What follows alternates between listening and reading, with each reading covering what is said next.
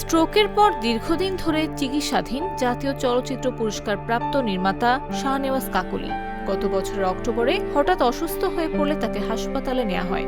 চিকিৎসকেরা জানান তিনি স্ট্রোক করেছেন। টানা 2 মাস চিকিৎসার পর বাসায় ফিরলেও চলতি মাসের 1 ফেব্রুয়ারি আবারও শারীরিক জটিলতা দেখা দিলে তাকে পুনরায় হাসপাতালে ভর্তি করতে হয়। বর্তমানে তিনি ভর্তি আছেন centre for the rehabilitation of the paralysed.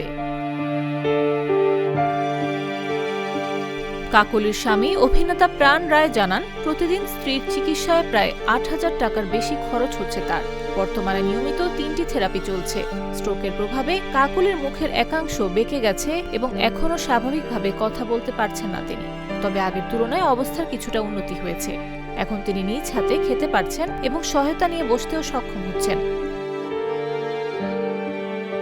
এদিকে স্ত্রীর চিকিৎসার ব্যয় মেটাতে নিজের শখের প্রাইভেট কার বিক্রি করে দিয়েছেন প্রাণ রায়।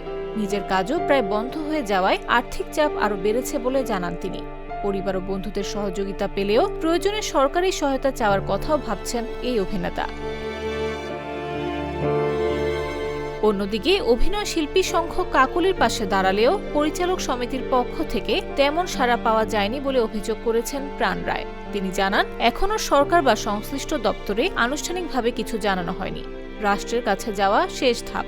যতক্ষণ নিজেদের পক্ষে সম্ভব ততক্ষণ চেষ্টা চালিয়ে যেতে চাই। আমি ঠেকে গেলে অবশ্যই রাষ্ট্রের কাছে যাব। আশা করি রাষ্ট্র হেল্প করবে। নিউজ ডেস্ক, জাগো নিউজ।